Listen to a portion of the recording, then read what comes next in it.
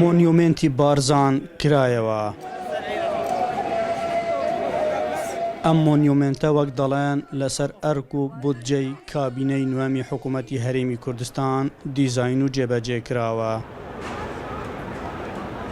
مەزاخنا پرۆژەی تقریبا نزیکی 4 میلیۆن دلار بووە بە شێوەیەکی گشتی و ڕووبەرەوە 11200 متر دووجایە و ماوەی 1 ساڵ لایەن کۆمپانیا جیجی هاتیە جێبەجێکردن.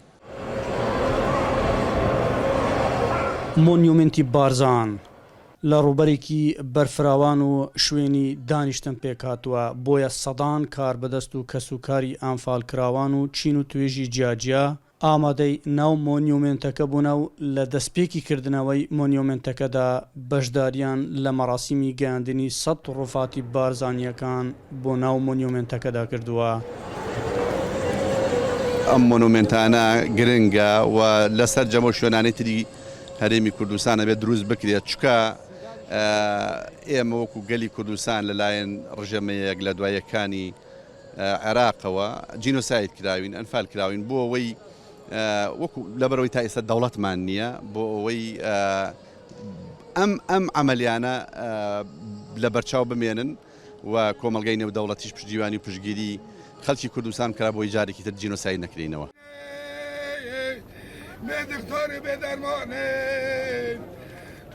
کەسوکاری ئەنفالکراوان دروستکردنی ئەم مۆنیومنتە بە هەنگا و کار و پرۆژەیەکی گرنگ لە قەڵەمی دەدەن و پێیان وایە ئەم گرنگیدانە توانیویەتی تا ڕادەیەک لە خەم و ئێش و ئازارەکانیان کەم بکاتەوە.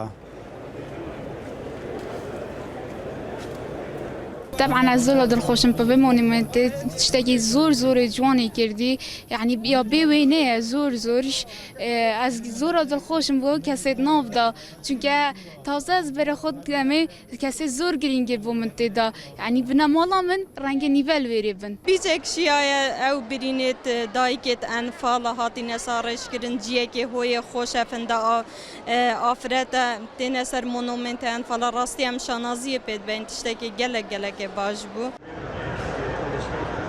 شێوە و مۆنیومنتی ئەنفالی بارزانیەکان لەسەر گوڵی لالە دیزاین کراوە کە گوزارشت لە هێما و پیرۆزیەکانی نیشتیمان و ئەو زوڵم و کارەساتەی کە بە سەرگەلی کوردستان داهاتووە دەکات. شێوەی میمۆریالیش وەک خۆنچەی گوڵێک دیزاین کراوە کە مانای بەردەوامبوونی ژیان دەگەیەنێت.